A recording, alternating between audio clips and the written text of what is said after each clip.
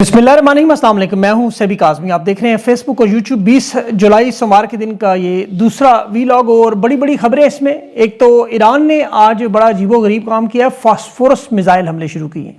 Korea समेत कई ममालिक के शहरियों को मशरक़ वस्ता छोड़ने का हुक्म भी आ गया। ट्रंप एक दफ़ा फिर चीखें मारते हुए सालसी के लिए ममालिक से ईरान से राब्ते हमले रोकने की नई तजावीज़ गौर करने की इल्तिजा। और सुप्रीम लीडर के बदले के ऐलान के बाद अमरीका में पहला धमाका न्यूयॉर्क में, दरो दीवार हिल गए। ये फौजियों की हलाकत की तफसीलात भी मिडल ईस्ट से आ चुकी हैं। अड्डे खाली करके इसराइल भेजने को भी तस्लीम किया जा रहा है। और नेतन्याहू समेत इस वक्त खुफिया सिक्योरिटी इजलास भी हो रहे हैं। ईरान के ताज़ा तरीन हमलों के बाद जो हलचल मची और इस वक्त जो सबसे बड़ा मामला, यमन ने सऊदी मईशत जो मुआशी शाहराह उस पर हमला कर दिया है। समुद्री मामला बहुत बढ़ गए हैं। ये इसकी तफसील मैं आपको बताता हूँ। ईरानी वजारत खारजा ने भी यमन पर फ़ज़ाई पाबंदियों को मुस्तरद कर दिया।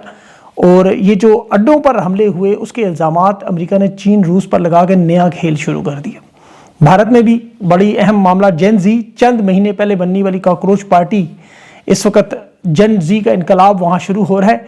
और पाकिस्तान में जो बलूचिस्तान के मामला है, आज़ाद कश्मीर के इलेक्शन ना होने के, एमरजेंसी समेत क्या क्या मामला है, वो तफसील भी। खान की मुलाकातें 9 महीनों से बंद, जबरी कैद। और सुप्रीम कोर्ट ने आज इस्लामाबाद हाई कोर्ट का रिकॉर्ड भी तोड़ दिया है। ऑल पार्टीज कॉन्फ्रेंस बुलाने की कोशिश है। ये सारी तफसीलात आपको इन खबरों में बताता हूँ। लेकिन सबसे पहले ईरान के जो हमले हैं वो रुकने का नाम नहीं ले रहे। ताज़ा तरीन हमले बहरीन में हुए। वहाँ इस वक्त मिनिस्ट्री ने तमाम शहरियों को महफूज मकामात पर मुंतकिल होने के सर्कुलर जारी किए हैं। एक ईरानी मिसाइल जो है वो ड्रोन बहरीन की तरफ बढ़ रहे हैं, उसकी रात को तफसीलात आएंगी। लेकिन अरबाइल में जो आज सफ़ेद फास्फोरस इस्तेमाल हुआ, अपोजिशन ग्रुप ने इल्ज़ाम लगाया कि ये मिसाइल फास्फोरस वाले थे। तो ये मामला बढ़ता जा रहा है। इस वक्त ट्रंप इत्तेहादियों से मीटिंग्स भी कर रहा है। इसराइल में हंगामी इजलास भी हो रहे हैं कि ईरान को रोकने के लिए हमें क्या करना होगा, क्योंकि जो मामला ईरान से शुरू वो अमेरिका तक पहुंच चुका है। न्यूयॉर्क की इमारत में जो धमाका हुआ, पुलिस ने तस्दीक की कि धमाका खेज आले के जरिए किया गया। और याद रखें कि मुज्तबा खamenei ने जनाजे पर यह कहा था कि हम सरहदों के पार भी बदला लेंगे। अभी तक ये इतलात नहीं आई कि इसमें कौन शामिल है, लेकिन इन हालात में ज़ाहिर है ये मामला खतरनाक है। ट्रंप की अब कोशिश है कि इत्तेहादियों के जरिए ईरान को किसी तरह सीज़ फायर की तरफ लाएं या फिर इस मामले को आगे कैसे बढ़ाएं। ईरान अमेरिका की जंग में जो नया मोड़ आज यमन से आया, बल्कि अभी आप थोड़ी देर पहले जो देख रहे होंगे वीलॉग, तो सऊदी अरब के जहाज़ यमन के शमाल में फ़ज़ाओं में प्रवास कर रहे हैं। और यमन के हौसियों की तरफ से जो आज मैंने आपको पिछले वीलॉग में बताया था कि उनका बयान आना है, वो आ गया। सऊदी अरब पर उन्होंने बहरे अहमर पर ब्लॉकेट, नाकाबंदी का ऐलान कर दिया है। सऊदी अरब की तेल की एक्सपोर्ट्स अब बाबुल मंदब से नहीं गुजर सकती हैं। ये इनके मुसल्लह अफ़वाज के तर्जमान जनरल यहया सारी, जो अंसारुल्लाह की तरफ से अरबी में आज पहले फिर इंग्लिश में उन्होंने बयान दिया। और सऊदी अरब की तेल की तिजारत, याद है कि टैंकर्स, इनकी शिप अब नाए हरमज़ के बाद अब बाबुल मंदब से नहीं गुजर सकती जब तक फ़ज़ाई नाकाबंदी ख़त्म नहीं होती सऊदी अरब की तरफ से।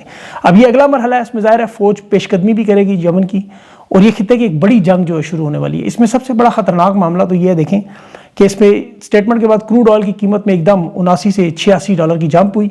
डीजल उससे भी ऊपर जा चुका है। और फिर ये जो सऊदी नाकाबंदी है, उसके बाद मशरक़ वस्ता की जंग का ये ख़तरनाक मोड़ इसलिए कि इसमें बराह रास्त पाकिस्तान की शमूलियत का भी जिक्र किया जाता है। क्योंकि याद रखें सऊदी अरब की जो तेल की बरामदात हैं 75% यानी 40 लाख बैरल रोज़ाना जो तेल है वो यंबा पोर्ट से जो कि एक्सपोर्ट होता है, कोई दूसरा मुतबादल रास्ता नहीं है। और ये मार्केट तक अगर तेल ना पहुँचाया जाए, बाबुल मंदब अब नाए हरमज़ बंद हो, तो पाइपलाइन फटने का खतरा है। अब इंश्योरेंस प्रीमियम 1000% पहले ही बढ़ चुका है। 14 दिन का इजाफा है। तकरीबन $2 से $8 मिलियन इजाफी लागत है फी शिप। तो आलमी मंडी में ज़ाहिर ताख़ीर से फिर ख़रीदार टूट के कहीं और चले जाएंगे और तेल का जो बहरान है वो बहुत बड़ा हो जाएगा। ये जो $200 फी बैरल की बात की जा सकती है, अब ये मुमकिन तौर पर नज़र आ रहा है। अब यमन के हौसी क्या ये नाकाबंदी कर सकते हैं? तो ये 100% कर सकते हैं, बिल्कुल इनकी सलाहियत है, क्योंकि जोग्राफियाई बर्तरी है वहाँ पे। अगर आप बाबुल मंदब का नक्शा देखें तो ये भी एक इंतहाई तंग तरीन मकाम है। 29 किलोमीटर की स्ट्रेच है, पट्टी है। और हौसी जो है यमन के साहिल पर बैठ के किसी भी जहाज़ को बड़े आराम से निशाना बना सकते हैं। इनके पास भी एंटी शिप बैलिस्टिक मिसाइल हैं, क्रूज मिसाइल हैं, जदीद ड्रोन है जो 100% दुरुस्तगी से निशाना लगाने की सलाहियत रखते हैं। फिर सस्ते ड्रोन आपको पता है कैमिकाज़ी जो गोल की सूरत में निकलते हैं और अमेरिका और सऊदी फ़िज़ाई दिफाई निज़ाम को, पैट्रियट वगैरह को उलझा सकते हैं। यहाँ पर समुंदर में भी इनके पास बारूदी सुरंगें हैं, बारूद भरी जो रिमोट कंट्रोल कश्तियाँ हैं।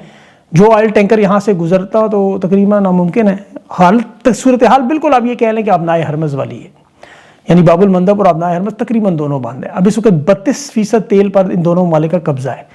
अब यह ख़तरनाक सूरत हाल इसलिए कि सऊदी अरब ने बहरी नाकाबंदी ख़त्म करवाने के लिए या तो फ़ज़ाई हमले कर रहे हैं या ज़मीनी दस्ते। ज़मीनी दस्ते मुश्किल है। फिर दिफाई इत्तेहाद में पाकिस्तान का भी किरदार है। सऊदी वज़ीर दिफा ने आपको पता है पेंटागन के जो इशारों के मुताबिक محدود آپریشنز پر 2015 کی طرح بمباری کی اجازت لی ہوئی ہے. یہ انہیں پینٹاگون نے کہا آپ کر دیں.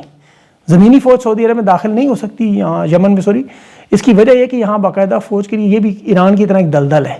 عرب ممالک تو اس وقت بڑی سخت بے چینی میں ہے کہ 2015 کا جو اتحاد تھا ان کا وہ تو عملی طور پر ٹوٹ چکا ہے. عرب امارات، کویت، عرب بحرین یہ خود اس وقت ایرانی میزائل ڈرون حملوں کی وجہ سے پریشان ہیں، اور ٹرمپ جو ہے وہ خلیجی ممالک پر بلکہ دباؤ ڈالا کہ جنگ بندی کروائیں کیونکہ اس کا اپنا مڈ ٹرم ہے، اپنی معیشت داؤ پہ ہے.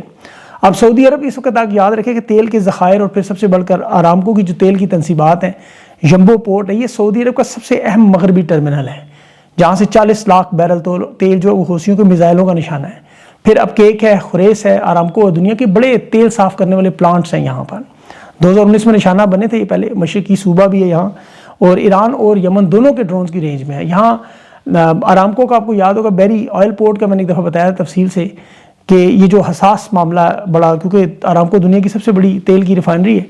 اب یہاں پاکستان کے میوچل ڈیفینس ایگریمنٹ بھی ہے، یعنی ایک پر حملہ دوسرے پر حملہ.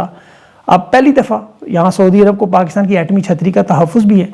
اس معاہدے کو بھی فعال کیا گیا ہے. 8000 فوجی، 16 جنگی جہاز اور ڈرونز کے 2 اسکواڈرن وہاں موجود ہیں.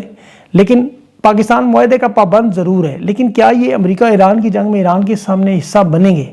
کیونکہ یہاں بھی برادر اسلامی ملک، بارڈر سیکیورٹی، پھر بلوچستان کے حالات آپ کو پتہ ہے بڑی اچھی طرح. تو یہ جو 7 ممالک کا اتحاد بھی بنایا گیا وہ اسی لیے ہے، ان تمام ممالک کا، جس میں ترکی بھی شامل ہے. اور اس میں یہ بھی یاد رکھیں جو ہے معاملہ کہ ٹرمپ نے ابھی سعودی عرب کو ایٹمی ہتھیاروں کی تیاری سے روکنے کے لیے جو بین الاقوامی قوانین ہیں ان کے بغیر یورینیم کی افزائش کی اجازت پر بھی رضامندی ظاہر کی ہے. اب ٹرمپ کی پالیسی چونکہ ایران کے معاملے میں ناکام ہو چکی ہے، عرب دنیا کو یہ سامنے رکھنا چاہتا ہے، اور یہ حکمت عملی یہی رہے گی کہ ایران پر حملہ کریں تو وہ معافی مانگ لیں، نہیں مانگیں گے تو مزید حملہ کروں گا. اب یہ ابھی تک جو کچھ بھی کیا جا رہا ہے وہ غلط ثابت ہو رہا ہے یا پھر مسلسل جھوٹ بولا جا رہا ہے. دیکھیں جنگی کامیابیاں ہوں، معیشت ہو، اس وقت صرف بیانیہ ہی بیچا جا رہا ہے. اور ٹرمپ تو ویسے بھی 180 ڈگری کا یو ٹرن لینے کا ماسٹر ہے. ابھی 9 دن پہلے کے ایران کے معاہدے کو وہ اپنی 60% حمایت ثابت کر رہا ہے، حالانکہ 9 دن کی اس جنگ میں اب امریکی فوجی بھی مارے جا چکے ہیں، اڈے بھی اڑا چکے ہیں. تو اب تو پینٹاگون نے جو تفصیلات جاری کی ہیں، اعتراف کیا ہے بلکہ کہ یہ حملوں میں جو لوگ مارے گئے ان کے نام شام دے دیے انہوں نے. زخمی ہونے والوں کی تفصیلات وہ نہیں دے رہے، یا کتنے لاپتہ ہیں وہ نہیں بتا رہے کیونکہ وہ قومی سلامتی کا مسئلہ ہے. لیکن جو زخمی ہے وہ بھی شاید اب نارمل زندگی نہ گزار سکے، کوئی جنگی اعتبار سے ہی ہوتا ہے. ابھی امریکی ریٹائرڈ آرمی چیف نے ایران کی جنگ میں یہ تسلیم کیا ہے کہ جس طرح ایران نے درست نشانے لگائے امریکی اہداف پر، یہ ثابت کرتا ہے کہ ان کے پاس ابھی بھی ایک بڑا زوردار حملہ کرنے کی صلاحیت موجود ہے. اور جو بحرین میں 5th فلیٹ اڈے پر ہوا، جو ان کی کمانڈ کنٹرول سینٹر پر ہوا، یہ مجبور ہیں کہ اب وہاں سے طیاروں کو اسرائیل شفٹ کریں، انہوں نے کر دیے.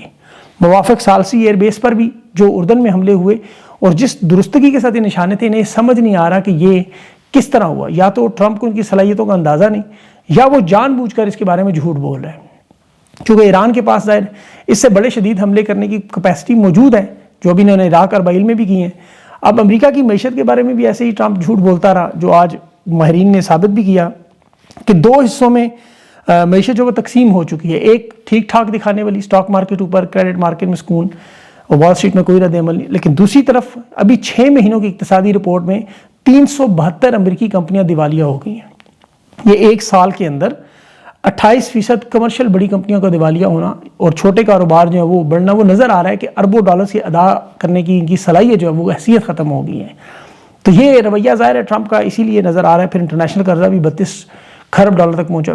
ان حالات میں ظاہر ہے مڈ ٹرم الیکشن اور پھر ٹرمپ کے فارم 47 کا اگر زبردستی الیکشن نہ لوٹا گیا پاکستان کی طرح، یا کانگریس کو نہ روکا گیا، تو ٹرمپ کو صدارتی عہدے سے ہٹانے کی کارروائی اب یقینی نظر آ رہی ہے. وہاں پہ بھی عدم اعتماد، اس کے خلاف بغاوت جو ہے وہ لازمی نظر آ رہی ہے. اور یہ امریکہ کے تمام ماہرین کہہ رہے ہیں کہ آنے والے جو مہینے ٹرمپ کے لیے بڑے تکلیف دہ ہوں گے، یعنی فارم 47 کے لیے بھی. یہ ذہن میں رکھیے گا بات. اب ایران میں جو حملوں میں شدت لانے کی بات ہے وہ اسی لیے ایک طرف اسرائیل کو یہ ان حملوں سے دور رکھ رہا ہے، اور یہ اس دفعہ بڑی حیران کن بات ہے کہ اسرائیل ان حملوں میں ابھی تک شامل نہیں ہے. بہت سے لوگوں کا یہ سوال تھا کہ اسرائیل اس میں کیوں شامل نہیں ہو رہا. دیکھیں اسرائیل کو ان حملوں میں امریکہ نے اس لیے شامل نہیں کیا کہ پھر سعودی عرب، کویت، اردن، بحرین یا عرب ممالک جو امریکہ کا ساتھ دے رہے تھے فضائی اڈے استعمال کرنے کے لیے، وہ ان کے لیے سیاسی طور پر ناممکن تھا. عرب عوام میں اسرائیل کے خلاف آپ کو پتہ شدید غصہ ہے. اگر اسرائیل سامنے آیا تو پھر یہ جنگ امریکہ بامقابلہ ایران نہیں بلکہ اسرائیل بامقابلہ ایران بنتی ہے، اور عرب حکومت کو اپنے گرنے کا خطرہ ہے. اب اس میں آپ کو پتہ ہے اسرائیل ویسے بھی شام میں، لبنان میں، فلسطین میں لڑ کے تھکا ہوا ہے. یہ جو جدید ہائپرسونک بیلسٹک میزائل ایران کے ہیں، یہ تل ابیب اور اسرائیل کے انفراسٹرکچر کی طرف جائیں تو اب آئرن ڈوم جو ہے وہ اتنے سینکڑوں ہائپرسونک میزائل ایک ساتھ روکنے کی کیپیسٹی نہیں رکھتا، کیونکہ رقبے اور ایئر بیس آپ کو پتہ ہے کہ بڑی محدود ہے. یہ تو 20 ریفیولنگ ٹینکر وہاں پار نہیں کر سکتے. امریکہ کو انکار کریں اور انہیں وہ جرمنی اور برطانیہ سے اپنے جہاز منگوانے پڑنے. تو اتنے بڑے پیمانے پر پھر امریکہ اور اسرائیل لاجسٹکلی دونوں ایئر فورس کو ہینڈل کرنا حملوں کے لیے یہ بڑا مشکل ہے. پھر ایران کے پاس ظاہر ہے دنیا میں امت مسلمہ میں ہمدردی کا کارڈ بھی ہے، صہیونی جارحیت کے خلاف تمام مسلمان سوچتے ہیں پھر. تو اس لیے فی الحال بیک ڈور سے اسرائیل کی مدد کی جا رہی ہے، اور اسرائیل کا کردار ابھی آپ کو نظر آئے گا، یہ جو 7 ملکی اتحاد بنایا جا رہا ہے، کیونکہ اس میں ترکی شامل ہے. اور ترکی کا آپ کو پتہ ہے یونان کے ساتھ مسئلہ ہے قبرص پہ. آج قبرص کی 52 سالہ سالگرہ بھی ہے، اور ترکی نے اسرائیل نے آج ہی اعلان کیا ہے کہ وہ سائپرس کی فوجی، مالی، سفارتی ہر طرح کی مدد کریں گے. اب اس جنگ میں جو بڑا اہم پہلو ہے وہ آپ کو پتہ ہے یہ سعودی عرب اور یمن تک نہیں رہی، بلکہ یوکرین، روس تک، تائیوان اور چین کی طرف بڑی تیزی سے بڑھ رہی ہے، بڑی تیزی سے. ایک تو وجہ ظاہر ہے امریکہ کے ملٹری اڈے اکٹھے، عسکری سامان اور فوجیوں کی ہلاکت ہوئی، اس پر یہ غصے میں ہے، کس پر؟ چین اور روس پر. انہوں نے بھی جو الزامات لگائے کہ چین بغیر گولی چلائے، بغیر ایک فوجی بھی مارے امریکہ کو، دنیا کی سپر پاور کو کمزور کر رہا ہے. ایسے روس بھی اپنے ہائپرسونک میزائل بھی دے رہا ہے، ڈرون ٹیکنالوجی سے مدد بھی کر رہا ہے اور انٹیلیجنس بھی دے رہا ہے. تو ڈونلڈ ٹرمپ اس سے پریشان ہو کے بدلہ کیسے لے رہا ہے؟ ایک تو یوکرین کی جنگ میں یوکرین کی مدد کر کے، آپ دیکھیں کل کا دن روس کا تھا، آج یوکرین نے روس پر 400 ڈرون ماسکو ریجن میں مارے ہیں، آئل ڈیپوز پر، جس میں 3 پھر روس کے بحر اسود میں 3 آئل ٹینکر بھی تباہ کیے. اب امریکہ عرب جو ہے ظاہر اپنا بدلہ ان اڈوں کا چین اور روس دونوں سے لے رہے ہیں. چین کے لیے تائیوان کا معاملہ شدید بڑھتا جا رہا ہے. آج چین کی وزارت خارجہ نے جو بیان دیا ہے کہ تائیوان چین کی سرزمین کا اٹوٹ انگ ہے، اور چین نے تائیوان کے بحری اور فضائی مشقوں کے نام پہ پورا گرے زون بلاکٹ بنا لیا ہے. ان کے جیٹ طیارے بھی، جنگی بحری جہاز بھی ابدوزیں یہاں تائیوان کی فضائی حدود میں، اور وہ جو درمیانی لائن اس کو عبور کر چکے ہیں. اب یہاں پر دیکھیں امریکہ نے ان کو بڑی اربوں ڈالرز کی تائیوان کو فراہمی کی ہے، ابھی اینٹی شپ میزائل، ڈیفنس سسٹم اور ڈرون ان کو دیے ہیں. تو یہ چین کا 2027 کا جو ملٹری ٹارگٹ ہے، شی جی پنگ کے 2027 تک تائیوان پر مکمل فوجی قبضہ کرنے کی صلاحیت کا فوج کو حکم دیا ہوا ہے. اب یہ بھی ابنائے ہرمز کی طرح یہاں سیمی کنڈکٹرز کی وجہ سے انتہائی اہم ملک ہے، اور تائیوان آپ کو پتہ ہے اس وقت سب سے زیادہ بارود سے بھرا ہوا اگر کہا جائے نا ایک ملک ہے تو ایک غلط نہیں ہے. یہاں کی معاشی رقہ بندی چین کر کے آپشن استعمال کر رہے کہ ورلڈ وار 3 نہ بنے. اب یہی معاملات پاکستان کی طرف، جہاں بلوچستان یہ بالکل ایسے ہی ہے، جو روس، یوکرین اور امریکہ ایران تو لڑ رہے ہیں جنگ، لیکن بلوچستان میں بغیر کوئی بیرونی حملہ ہوئے اس وقت آپ ویڈیوز دیکھیں تو وہاں کالعدم تنظیموں اور فوج کے درمیان گھمسان کی جنگ ہو رہی ہے. ویڈیوز میں تو وہ لگتا ہے غزہ، لبنان یا اسرائیلی فوج کا کہیں مقابلہ ہو رہا ہے، لیکن یہ جنگ بلوچستان کے اندر ہو رہی ہے. اور اس میں جو سب سے خطرناک پہلو نظر آ رہا ہے کہ اس میں خواتین کی بڑی تعداد میں فدائین حملوں کے لیے لوگ شامل ہو رہے ہیں. پہلے صرف پہاڑوں پر چڑھے ہوئے لوگ تھے، لیکن اب یونیورسٹیز کے، کالجز کے پڑھے لکھے بلوچ اور خواتین بھی اس جنگ کا حصہ بنتے جا رہے ہیں، اور بڑی تیزی سے، کیونکہ یہ نظر آ رہا ہے کہ فوجی طاقت سے معاملہ حل نہیں ہو سکتا. فیلڈ مارشل نے 72 گھنٹے اپنے کمانڈرز کو، انٹیلیجنس کو دیے تھے کہ 72 گھنٹوں میں رزلٹ دیں، لیکن 7 جولائی کو یہ آپریشن شروع ہوا ہے کہ جو وہاں پر ایک منگی ڈیم پولیس اسٹیشن تھا وہاں پر حملے سے ہوا تھا، جس میں ابھی FCC بلوچستان پولیس فوج کے دستے شامل ہیں. لیکن ابھی تک 114 دہشت گرد دعویٰ کیے جا رہے ہیں مارے گئے ہیں ابھی، اور اس میں 5 مقامات پہ آج بھی کالعدم تنظیم کے حملے ہوئے اور کامیاب ہوئے. لسبیلا، خزدار، زیارت، یہ یہاں کے کامیاب حملے ہوئے ہیں، انڈیویجول حملے ہیں، لیکن نظر آ رہا ہے کہ یہاں بھی امریکہ کی طرح وہی معلومات چھپائی جا رہی ہیں. اور بلوچستان کا تو حدود اربع ایسے ہے کہ دیکھیں یہاں کسی قسم کی جنگ جیتنا یمن یا ایران کی طرح انتہائی مشکل ہے. 24 سال ہو گئے، چند ہزار لوگ دیکھیں اسی لیے قابو نہیں پائے جا سکے. اس کی اصل وجوہات کیا ہیں؟ دیکھیں سیاسی عدم استحکام ہو، یا میں جہاں پہ بے چینی ہو، وسائل چوری کیے جائیں، تو پھر یہ معاملات علیحدگی کی طرح پہنچتے ہیں. آپ ابھی آزاد کشمیر کے حالات دیکھیں، وہاں پہ شوکت نواز میر نے جسے گرفتار کیا 2 ہفتے ہو گئے، انٹرنیشنل ایئرپورٹ، ایک یونیورسٹی اور ایک بینک مانگا تھا، نوکریاں مانگی تھی اور اپنی ریاست کے لیے عوامی حکومت، اس سے زیادہ سے کچھ نہیں مانگا. مہاجرین کی نشستوں کا معاملہ یہی تھا. آپ دیکھ لیں کہ خیبر پختونخوا کرک محمد میں، لارالوئی میں، کشمیر جو مہاجرین ایوان کے صرف 3 ووٹ ہیں، ٹوٹل 680 ووٹ ہیں، 3 ووٹ ہیں یہاں، اور 3 پولنگ سٹیشن بنائے گئے ہیں. اب 680 ووٹ کی 25 کروڑ میں کیا اہمیت ہے، یا آزاد کشمیر کی 42 لاکھ کی آبادی میں کیا اہمیت ہے. لیکن یہاں پر کوشش یہ کی جا رہی ہے کہ 27 جولائی کو اگر الیکشن نہ ہو سکے تو پھر ایمرجنسی ڈکلیئر کر کے آرٹیکل 53 کے تحت اسمبلی کو سیز کر دیں، اور قومی حکومت کا وہ فارمولہ جو آپ کو پتہ ہے، کیونکہ 45 دن ہو چکے ہیں، یاد رکھیں، کالج، سکول، یونیورسٹیاں سب کچھ بند ہیں، 54 لوگ بھی شہید ہو چکے ہیں، اور انتخابات کا التوا کرنا کوئی بڑی بات نہیں ہے. یہاں آزاد جموں و کشمیر کا الگ ہونے کا سب سے بڑا خطرہ ہے، کیونکہ جو سیاسی ماحول اس قدر خراب ہو چکا ہے کہ ابھی آپ دیکھیں کہ یہاں انتخابی کمپین کوئی چلانے کے قابل نہیں ہے. سابق وزیر اعظم سے لے کے ان کے جو وزراء ہیں وہ تک وہاں اپنے علاقوں میں نہیں جا سکتے. لاکھوں لوگ سڑکوں پر بیٹھے ہوئے ہیں اور اس وقت آئینی غیر استحکام، غیر بے یقینی کی ایک صورتحال بنی ہوئی ہے، اور جرنیل اپنی مستی میں. اب دیکھیں میں آپ کو اس کو تجزیہ دوں کہ دنیا کے میں ممالک دیکھ رہا تھا جہاں ریاستیں یا ملک ٹوٹی، یہ کوئی ایک دن میں نہیں ہوتا. جہاں سیاسی، سماجی یا معاشی ادارے بار بار مفلوج کیے جائیں، چاہے مشرقی پاکستان ہو، سوویت یونین ہو، یوگوسلاویا ہو، جرمنی ہو، یا ان کے احساس محرومی پیدا کی جائے، ان کے سیاسی وسائل چھینے جائیں، ووٹ الیکشن ان کا نہ مانا جائے، سیاسی نا انصافی کی جائے، تو لوگ یہ سوچتے ہیں کہ آئین اور قانون ان کے حقوق کی حفاظت کرنے میں ناکام ہے. پھر اس کے بعد ان کا معاشی استحصال کیا جائے، وسائل کی غیر مساوی تقسیم ہو، ان کی تیل، گیس، معدنیات، گیس ریونیو، پانی پر قبضہ کر لیں، وہاں پھر بے روزگاری ہو، بنیادی سہولیات، یہ بجلی، پانی، گیس یہ نہ ہو، تو لوگ سوچتے ہیں کہ ہمارا پیسہ، ہمارا حق چھینا جا رہا ہے. پھر وہاں نفرت کا پرچار کامیاب ہوتا ہے. وہ علاقہ جہاں معاشی اور سیاسی محرومی ہو، فارم 47 جیسی ناجائز حکومتیں بنیں اور وہ پھر لوگوں کو وہاں غدار اور ملک دشمن قرار دیں، تو نفرت کی خلیج بڑھتی جاتی ہے. پھر اوپر سے ریاست جبر کرے، شہریوں پر ظلم کرے، طاقت سے مسنگ پرسن بنائے، غیر قانونی گرفتاریاں کرے، آزادی اظہار رائے بند کرے، تو لوگ دیکھتے ہیں قانون کی طرف، عدالتوں کی طرف. وہاں پولیس انتظامیہ قانون بالکل بے بس ہو، عدالتیں بالکل ناکام ہو، تو یہ معاملہ چلا جاتا ہے مسلح مزاحمت کی طرف یا پھر بیرونی مداخلت. جغرافیائی طور پر ملک اس طرح الگ ہوتے ہیں. یہ میں جو آپ کو پاکستان کے حالات ان بنیاد پہ جو اکثر خوف کا اظہار کرتا ہوں اور دعا کرتا ہوں ایسا نہ ہو، لیکن یہ حالات ادھر ہی جا رہے ہیں. اب ہندوستان میں آپ دیکھیں کاکروچ پارٹی نے سسٹم کے خلاف یہی مظاہرے کیے ہیں، وہ اپنی پارلیمنٹ تک پہنچے ہوئے ہیں، جن زی کا احتجاج ہے. وہاں راہل گاندھی بھی اس میں بھرپور وزن ڈال ہے، لیکن وہاں کوئی فوجی آپریشن نہیں ہوا، وہاں لوگوں کے گھروں میں فوج نہیں گھسی، حالانکہ پارلیمنٹ پہ لوگ پہنچے ہوئے ہیں. وہاں نوجوان نسل ہے، انٹرنیشنل میڈیا کو کھل کے بتا رہی ہے، لیکن کوئی کسی کو کچلا نہیں جا رہا، کوئی سیدھی گولیاں نہیں ماری جا رہی. یہ اس کی وجہ ہندوستان میں ایک جمہوری ملک ہے. آپ دیکھیں کہ پاکستان میں عمران خان جیسے شخص پر 2026 میں آج میں بات کروں کہ 5 اگست کو 3 سال ہو جائیں گے. کیا آپ سوچ سکتے ہیں؟ اچھا کچھ عرصہ پہلے آپ کو کہ عمران خان اس طرح کہہ دے تنہائی میں 3 سال گزارے گا اور اسے سزائیں دینے والے جج انعام پائیں گے. شاہ رخ ارجمند کو جو اسپیشل جج جس نے عمران خان اور بشرا بی بی کو 17 سال سزائیں دیں، اسے آج اسلام آباد ہائی کورٹ کا جج بنایا گیا.